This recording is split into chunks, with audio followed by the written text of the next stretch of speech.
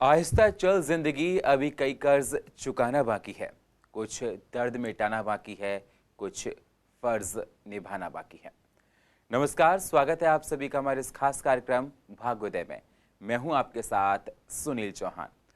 दर्शकों, ये कई बार देखा जाता है कि इंसान की जिंदगी में खुशियां नहीं आ पाती। कर्ज में इतना डूब जाता है कि इंसान परेशान रहता है और कर्ज से मुक्ति पाने के लिए नाना प्रकार के प्रयत्न करता है। तो आज हम आपको बताएंगे कि कर्ज से, ऋण से आपको मुक्ति कैसे मिलेगी। कई बार ये देखा जाता है कि बहुत से ऐसे ज्योतिष कारण होते हैं जिसकी वजह से इंसान कर्ज में दिन पर दिन डूब जाता है और जिसकी वजह से उसके जीवन में अपार बाधाएं आती हैं। इंसान उससे निकल नहीं पाता और कई बार तो इंसान जिंदगी में वो कदम उठा लेता है जिसके लिए हम सब लोगों को शर्मिंदा होना पड़ता है। तो कर्ज से मुक्ति कैसे मिलेगी, आज आपको ये बताया जाएगा। कर्ज ज्योतिष के हिसाब से किस तरह से आपको घेरता है, यही बताया जाएगा। बहुत सारे उपाय बताए जाएंगे। इन सारी बातों पर प्रकाश डालने के लिए और आपको कर्ज से, ऋण से मुक्ति दिलाने के लिए हमारे साथ ज्योतिषाचार्य और वास्तु विशेषज्ञ डॉक्टर नीति शर्मा जी हैं। स्वागत है आपका। डॉक्टर नीति आपको बताएंगे और समझाएंगे कि जीवन में किसी तरह की परेशानी आने पर आपको डरना नहीं है, डटकर सामना करना है। कर्ज चाहे कितना भी हो जाए, लेकिन ज्योतिष में वो विद्या है, वो आपको कर्ज से, मुक्ति से निकाल सकती है। मैडम, देखा जाए आज के आपाधापी में इंसान बहुत कुछ बड़ा पाने के लिए कभी कभी कदम ऐसे उठाता है और उसमें फंस जाता है। आज हमने जो टॉपिक लिया है वो कर्ज, ऋण से मुक्ति कैसे मिले, क्या कहना चाहती हैं? देखिए, कर्ज या ऋण का होना जिंदगी को मुश्किल में डाल देता है। कर्ज मुक्त जीवन ही सबसे खुशहाल जीवन होता है। कई बार तो कर्ज लेने के बाद उसे लौटाना व्यक्ति को इतना भारी पड़ जाता है कि वे पूरी जिंदगी कर्ज चुकाते चुकाते खत्म हो जाती है और वो कर्ज चुका ही नहीं पाता। लोन पे लोन, लोन पे लोन, और एक लोन चुकाने के लिए वो दूसरा लोन ले लेता है। मेरे पास ऐसे सबसे ज़्यादा जो मेरे पास क्लाइंट्स आते हैं, जो सबसे ज़्यादा मेरे पास यजमान आते हैं, वो सबसे ज़्यादा जो समस्या लेकर आते हैं वो आर्थिक समस्या लेकर आते हैं। वो कर्ज में इतने डूब चुके हैं आजकल का यूथ, जिसकी वजह से वो गलत रास्ते अपना रहा है, वो ड्रग्स में जा रहा है, वो सुसाइड जैसे केसेस में अग्रसर हो रहा है, उसके पारिवारिक रिलेशंस ख़राब हो रहे हैं, उसके व्यक्तिगत रिलेशंस जो उसकी वाइफ के साथ हैं या उनकी कोई भी संबंध है, वहाँ भी वो तब सब जैसे बर्बाद हो रहे हैं। उसका मात्र एक कारण है कि कर्ज।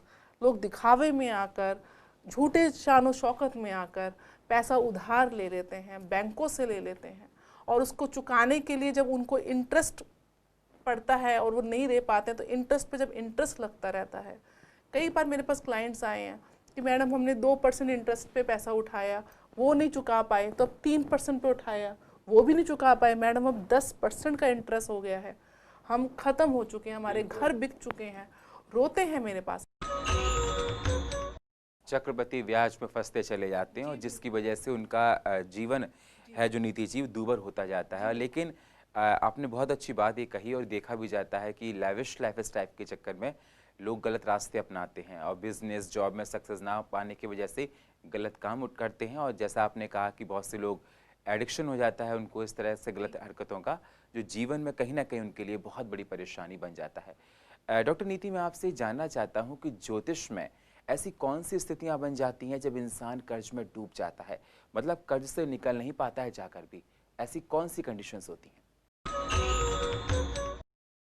ज्योतिष शास्त्र में ऐसे कुछ प्लैनेट्स की कॉम्बिनेशंस देखी जाती हैं जिसकी वजह से जातक बहुत ज़्यादा कर्ज में डूब जाता है।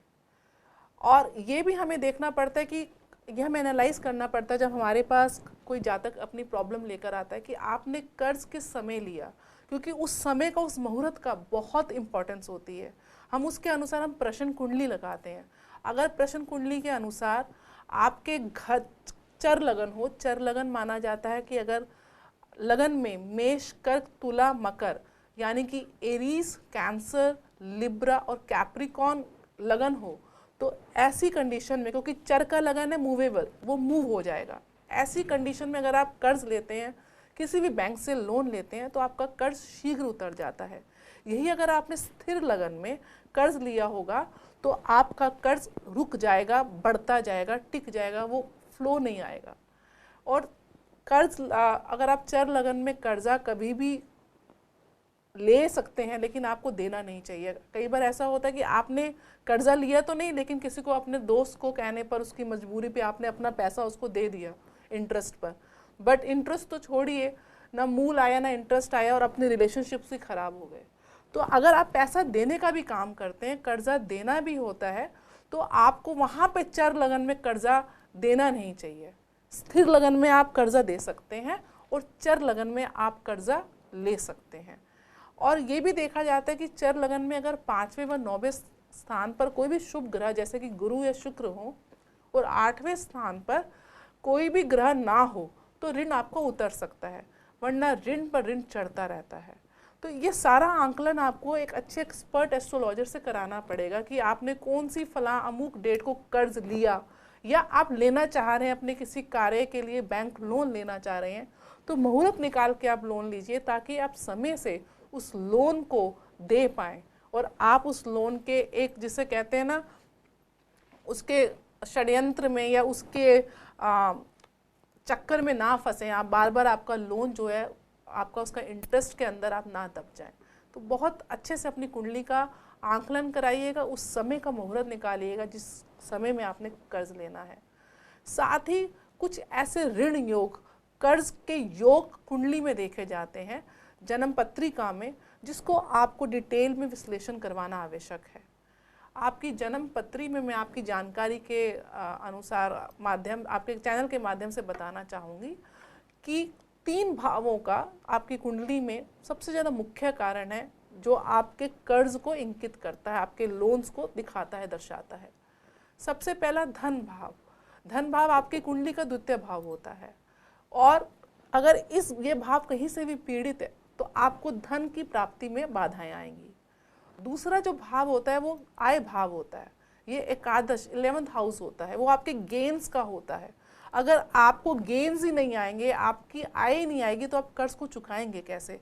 तो इस भाव को भी डिटेल में स्टडी करना बहुत आवश्यक है। साथ ही छठा भाव जो ऋण का भाव होता है, ये आपके लोन्स दिखाता है, आपकी लीगल डिस्प्यूट्स दिखाता है। अगर छठा भाव भी कहीं से पीड़ित हो या छठे भाव का लॉर्ड कहीं से पीड़ित हो, तो आप कर्ज पे कर्ज लेते जाएंगे, आप चाहकर भी उस कर्ज को चुका नहीं पाएंगे। चलिए जानते हैं अभी हम कौन कौन से ऐसी परम्यूटेशन कॉम्बिनेशंस कुंडली में होती हैं जिसकी वजह से आपको कर्ज चढ़ता है। दूसरा, अगर धनेश यानी कि 2nd हाउस का लॉर्ड और लाभेश यानी कि 11th हाउस का लॉर्ड, जहाँ से आपको आय आ रही है, ये व्यय भाव में यानी कि 12th हाउस में बैठ जाए, वह ऋण भाव का अधिपति जो है, जो आपका 6th हाउस का लॉर्ड है, वो केंद्रीय त्रिकोण में लग्नेश के साथ आ जाए, तो भी ऐसे जातक को सारी जिंदगी कर्ज जैसी समस्या का सामना करना पड़ सकता है। तीसरा एक कॉम्बिनेशन होती है, अगर धनेश 2nd लॉर्ड के साथ 6th लॉर्ड षष्ठेश की युति हो जाए, कंजंक्शन हो जाए, वह लाभेश यानी कि 11th लॉर्ड व्यय भाव में यानी कि 12th हाउस में, आपके लाभ का व्यय हो गया तो वो 12th हाउस हो गया, वहाँ हो जाए, और लग्नेश पीड़ित हो, निर्बल हो, नीच का हो, अशुभ दृष्टि हो, तो भी जातक चाहते हुए भी कर्ज को नहीं चुका पाता और ना चाहते हुए भी कर्ज पे कर्ज लेता जाता है। एक और कंडीशन आती है कि अगर आपका लाभेश 11th लॉर्ड जो है, जहाँ से आपको आय आनी है, जो आपकी इनकम का सोर्स है, उसकी जो युति, उसकी कंजंक्शन 6th लॉर्ड षष्ठेश के साथ हो जाए, और धनेश जो है, जो 2nd हाउस है, जहाँ पे आप धन को सेव करते हैं, वो व्यय भाव में यानी कि 12th लॉर्ड हाउस में चला जाए, कि आपकी सेविंग्स सीधा व्यय भाव में चली गई, वो खर्च हो गई। ऐसे कंडीशन में भी कर्ज की जो प्रॉब्लम है वो बहुत ज़्यादा देखी जाती है। साथ ही अगर आपका लग्नेश जो है वो कहीं से भी पीड़ित और निर्बल होगा, तो ये बहुत एक्यूट कंडीशन हो जाती है लोन्स की।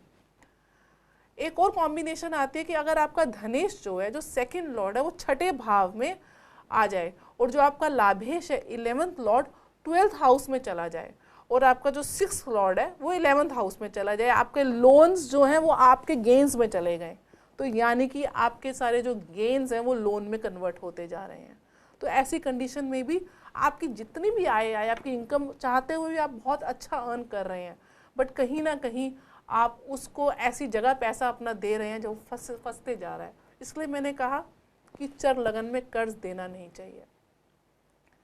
एक और कंडीशन आती है कि अगर लग्नेश और षष्ठेश यानी कि लगन लॉर्ड जो आप स्वयं हैं उसकी 6th लॉर्ड के साथ युति कंजंक्शन हो जाए और सेकंड लॉर्ड धनेश व लाभेश अशुभ स्थान में चले जाएं। कुंडली में अशुभ स्थान 6, 8, 12 को माना जाता है। 6 जो छठा भाव होता है वो आपका ऋण रोग शत्रु का होता है। अष्टम जो भाव होता है वो आपकी मृत्यु का भाव होता है। और जो 12th हाउस होता है, 12वां जो घर होता है वो आपके व्यय का होता है। अगर यहाँ पे आपका जो सेकंड लॉर्ड है, जो पैसे को इकट्ठे करने वाला लॉर्ड है, वो चला जाएगा 6, 8, 12 जैसे स्थानों पर, तो आपको कर्ज में डूबने में समय नहीं लगेगा। एक और कॉम्बिनेशन आती है, यदि लग्नेश, धनेश और लाभेश तीनों पाप ग्रहों के प्रभाव में आ जाए, कहीं से भी पीड़ित हों, पाप ग्रहों की दृष्टि आ जाए, उनके साथ युति आ जाए या उनके नक्षत्र में बैठे हों, तो भी कर्ज जैसी स्थिति का आपको सामना करना पड़ सकता है। साथ ही 12th जो भाव है, जो व्यय भाव है, वो मजबूत हो जाए, वो बहुत स्ट्रांग हो जाए, आपके जो व्यय का, आपके एक्सपेंडिचर का जो हाउस है वो स्ट्रांग हो जाए, तो आप अपनी सुख सुविधाओं के लिए, अपनी लग्जरी के लिए, अपने ऐशो आराम के लिए इतना पैसा खर्च कर देते हैं, आपको इतनी आदत हो जाती है शो ऑफ की कि उसकी पूर्ति के लिए आप कर्ज लेते रहते हैं। तो ये कंडीशंस होती हैं कि आप किस कंडीशन में कर्ज ले रहे हैं, किस ज़रूरत को पूरा करने के लिए कर्ज ले रहे हैं। साथ ही आयु भाव के प्रभावशाली होने पर अगर 8th हाउस जो आपकी आयु का भाव है वो कहीं से पीड़ित हो तो आपको रोग लगे रहेंगे, तो आपकी बीमारी के इलाज के लिए, आपकी स्वास्थ्य की रक्षा के लिए आपको कर्ज लेना पड़ जाता है। अगर कुंडली में अग्नि तत्व की मात्रा मजबूत हो, यानी कि मैक्सिमम ग्रह आपके 1 यानी कि मेष राशि में, पंचम यानी कि सिंह राशि में और नवम यानी कि धनु राशि में हो और वहाँ पे वो बहुत प्रभावशाली हो, अग्नि तत्व जब बढ़ जाता है तो कर्ज भी आपका बढ़ने लग जाता है। जो सबसे मुख्य ग्रह देखा जाता है कर्ज के लिए वो है मंगल। मंगल के खराब होने पर किसी न किसी रूप से कर्ज बना ही रहता है। मंगल का अगर छठे भाव से संबंध होगा या 12वें भाव में बैठ के मंगल छठे भाव को देख रहा होगा, या मंगल तीसरे भाव में बैठ के चौथी दृष्टि से छठे भाव को देख रहा होगा, किसी भी रूप से मंगल का छठे भाव से संबंध या 12वें भाव से संबंध या अष्टम भाव से संबंध आपको कर्ज से निकलने ही नहीं देता। इसलिए बहुत आवश्यक है कि आप मंगल का उपाय करें। साथ ही शनि का प्रभाव होने पर भी कर्ज बहुत लंबा हो जाता है। शनि जो है बहुत स्लो प्लैनेट है, वो हर चीज़ को खींचता है, तो शनि का अगर दुष्प्रभाव होगा इन भावों के ऊपर तो आपका कर्ज बहुत लंबा चला जाएगा, जिसकी वजह से आपका रेट ऑफ इंटरेस्ट बढ़ जाएगा, तो आपकी असल से भी ज़्यादा आपका इंटरेस्ट क्रिएट हो जाएगा। ऐसी कंडीशन में राहु का भी प्रभाव होने से व्यक्ति का कर्ज का प्रभाव बहुत ज़्यादा होता है। और अगर कहीं भी आपकी कुंडली में राहु पीड़ित हो, या मान लीजिए आपने जिसको पैसा दिया है उसका राहु पीड़ित हो, तो यकीन मानिए आपने जिसको पैसा दिया उसकी नीयत ही नहीं होगी कि वो आपका दिया हुआ पैसा लौटाए। तो ये भी देखना, राहु की उपस्थिति कैसे कुंडली में देखना बहुत अनिवार्य है। बिल्कुल नीति जी, आपने बहुत अच्छे से बताया और दर्शकों को समझाया कि किस तरह से कौन कौन से कंडीशंस ऐसी ज्योतिष में बनने लगती हैं जिसकी वजह से इंसान कर्ज में डूबता चला जाता है। और कई बार तो ऐसा होता है कि कुछ ग्रहों की वजह से जो कर्ज आपका लेता है उसकी नीयत साफ नहीं होती और कर्ज लौटाने की स्थिति में नहीं होता है। लेकिन हर इंसान जो चाहता है कि वो कर्ज से उसको मुक्ति मिले, ज्योतिष में ऐसे कौन से उपाय हैं, कौन सी ऐसी बातों को करें जिससे कर्ज से लोगों को मुक्ति मिल सके? अगर आप कर्ज से पीड़ित हैं तो ऋण उतारने के लिए जो सबसे ज़्यादा सिद्ध उपाय है वो एक नारियल का उपाय है। इसके लिए आप मंगलवार वाले दिन यानी कि ट्यूसडे वाले दिन एक नारियल जटा वाला ले लें और उसमें चमेली का तेल मिला सिंदूर जो है, जो हम हनुमान जी को चढ़ाते हैं, वो लेके उसे स्वास्तिक का चिन्ह बना लीजिए। कुछ भोग सामग्री जैसे लड्डू अथवा गुड़ चना जो हनुमान जी को अति प्रिय हैं, उसके साथ हनुमान जी के मंदिर में जाकर उनके चरणों में अर्पित कर ऋण मोचक मंगल स्तोत्र का पाठ करें। आपको तत्काल लाभ अनुभव होगा। साथ ही भौम प्रदोष करें। भौम यानी कि मंगल। हर महीने के दिनों में दोनों पक्षों में यानी कि शुक्ल पक्ष और कृष्ण पक्ष की त्रयोदशी की तिथि को प्रदोष व्रत रखना चाहिए। अलग अलग दिन पड़ने वाले प्रदोष की महिमा अलग अलग होती है। सोमवार का प्रदोष की अलग महिमा है, मंगलवार को आने वाला प्रदोष और अन्य वार को आने वाला प्रदोष, सभी का महत्व और लाभ अलग अलग है। इसलिए मंगलवार को आने वाले इस प्रदोष को भौम प्रदोष कहते हैं। इस दिन स्वास्थ्य संबंधी तरह की समस्याओं की मुक्ति पाई जाती है। अगर आपको कर्ज अपने स्वास्थ्य के लिए लेना पड़ रहा है, अपने इलाज के लिए लेना पड़ रहा है, तो आप ये उपाय करिएगा। इस दिन प्रदोष का व्रत विधि पूर्वक रखने से कर्ज से छुटकारा मिलता है। एक अन्य उपाय है मंगल एवं बुध का। इसके लिए आप मंगल की भात पूजा करें, दान, हवन और जाप करना चाहिए। मंगल एवं बुधवार को कर्ज का कभी भी लेन देन ना करें, ये वर्जित होता है। प्रतिदिन हनुमान अष्टक का पाठ 7 बार करें, और अगर प्रतिदिन करना नहीं संभव है तो एटलीस्ट आप ट्यूसडे को, मंगलवार को हनुमान अष्टक का पाठ 7 बार अवश्य ही करें। आपका कर्ज जल्दी खत्म हो जाएगा। साथ ही ऋण की किस्तों को, अगर आप कर्ज चुकाते हैं अपने, जिससे भी आपने बैंक से लिया है या किसी व्यक्ति से लिया है, वो जो ऋण की किस्तें हैं वो मंगलवार वाले दिन अदा करें, ट्यूसडे वाले डे। ऐसा करने से कर्ज शीघ्र ही समाप्त हो जाता है। किसी भी महीने की कृष्ण पक्ष की पहली तिथि, शुक्ल पक्ष की दूसरी, तीसरी, चौथी, छठी, 7वीं, 8वीं, 10वीं, 11वीं, 12वीं और 13वीं पूर्णिमा व मंगलवार वाले दिन उधार दें और बुधवार को कर्ज लें, तो आपका कर्ज जल्दी खत्म हो जाएगा। साथ ही बुधवार को 1.25 पाव यानी कि कुछ 250 ग्राम साबुत मूंग की दाल को उबालकर घी शक्कर मिलाकर गाय को खिलाने से शीघ्र कर्ज से मुक्ति मिलती है। कर्ज से निवारण के लिए आपके घर का वास्तु ठीक होना बहुत आवश्यक है। अगर आपके घर के साउथ ईस्ट में यानी कि दक्षिण पूर्वी दिशा में कहीं से भी टॉयलेट है या वहाँ पे कोई भी पानी का सोर्स है, तो आपका पैसा पानी की तरह बह जाएगा, आपका अग्नि तत्व डिस्टर्ब हो जाएगा। इसके लिए आप अपने साउथ ईस्ट को जरूर करेक्ट करवाइएगा। वास्तु दोष नाशक नियमों का पालन अवश्य करें अथवा वास्तु दोष नाशक यंत्र की घर के मंदिर में स्थापना करें। ऋण मोचक मंगल या गजेंद्र मोक्ष स्तोत्र का पाठ तो अद्भुत होता है।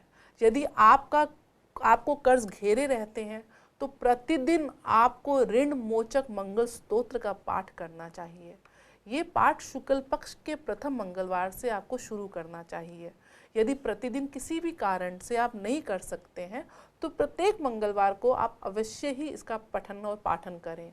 इसके अलावा कर्ज मुक्ति के लिए आप गजेंद्र मोक्ष स्तोत्र का प्रतिदिन सूर्य उदय से पूर्व पाठ भी कर सकते हैं। दोनों में से किसी एक का ही आप पाठ करें, दोनों ही कर्ज मुक्ति के लिए सर्वश्रेष्ठ उपाय। हमने अपने ज्योतिषीय अनुभव में पाया है कि इन दोनों के पठन पाठन से शीघ्र ही समस्याओं का निवारण हो जाता है। यदि आप निरंतर कर्ज में डूबते जा रहे हैं, कर्ज से बाहर निकल ही नहीं पा रहे हैं, तो एक अन्य अचूक उपाय है। इसके लिए आप शमशान के कुएं का जल दिन के समय, सूर्य की उपस्थिति के समय, सूर्य की प्रेजेंस के समय, क्योंकि रात्रि में सूर्य अस्त के बाद शमशान जागृत हो जाता है, इसलिए शमशान आप दिन के समय ही जाएं, वहाँ जाकर वहाँ का जल ले आएं और ये जल आप पीपल के वृक्ष पर चढ़ाएं। यदि ये उपाय आप कम से कम 6 शनिवार 6 सैटरडेज की करेंगे रेगुलर, बिना किसी गैप के, तो आश्चर्यजनक परिणाम प्राप्त होंगे। आपका कर्ज कैसे खत्म हो जाएगा आपको पता भी नहीं चलेगा। एक अन्य उपाय में आप विष्णु लक्ष्मी मंदिर जाइए। सोमवार वाले दिन एक रुमाल और उसके ऊपर 5 गुलाब के फूल, थोड़े से साबुत चावल और थोड़ा सा गुड़ ले लीजिए। फिर किसी विष्णु लक्ष्मी जी के मंदिर में जाकर मूर्ति के सामने रुमाल रखकर शेष वस्तुओं को हाथ में लेकर 21 बार गायत्री मंत्र का पाठ करते हुए बारी बारी उक्त वस्तुओं को उसमें डालिए। फिर इनको इकट्ठा करके प्रणाम करें और भगवान श्री विष्णु और लक्ष्मी से प्रार्थना करें कि मेरी समस्त परेशानियां दूर हो जाएं तथा मेरा कर्ज उतर जाए। ये क्रिया आप रेगुलर कंसेक्यूटिव 7 मंडेज को 7 सोमवार तक कर सकते हैं और आपको निश्चय ही कर्ज से मुक्ति प्राप्त होगी। एक अन्य अचूक उपाय है काली राई का। आप दोनों मुट्ठियों में काली राई ले लें, चौराहे पर जाएं, पूर्व दिशा की ओर मुंह करके आप खड़े हो जाइए तथा दाहिने हाथ की राई को बाईं ओर, यानी कि दाहिने हाथ में जो आपकी राई है उसको बाईं ओर, और जो आपके बाईं हाथ में जो राई है उसको दाहिने ओर फेंक दें। राई फेंकने के पश्चात चौराहे पर सरसों का तेल डालकर 2 मुखी दीपक जला देना चाहिए। दिया मिट्टी का हो, इसका ख्याल रखें, पीछे मुड़ के ना देखें, आपके कर्ज जल्दी ही खत्म हो जाएंगे। ये प्रयोग जो आपको करना है शुक्ल पक्ष के प्रथम शनिवार को संध्या के समय करें।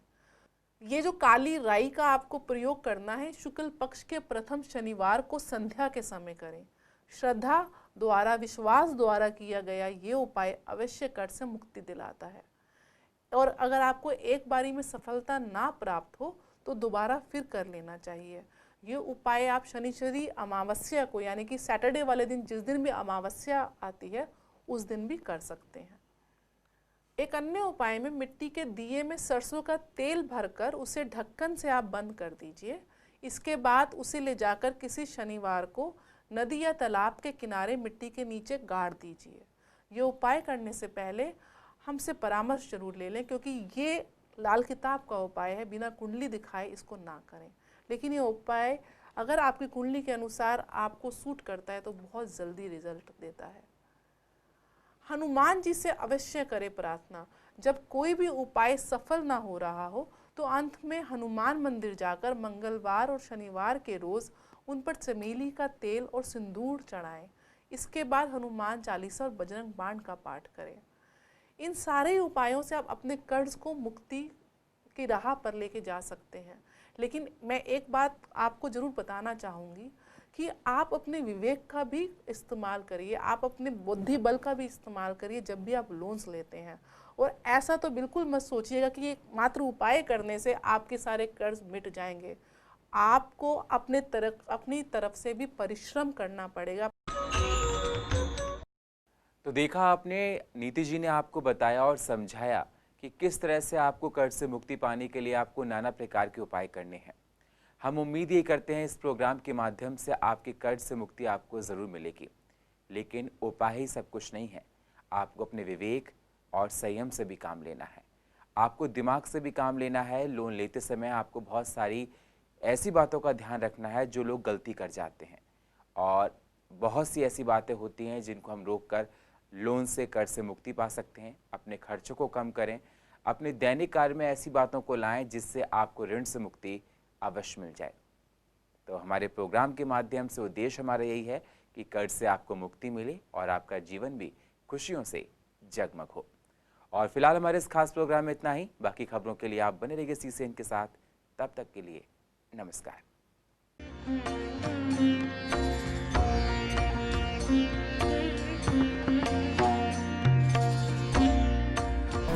Thanks for watching our video. Please subscribe to our channel, press the bell icon button, share and like the video.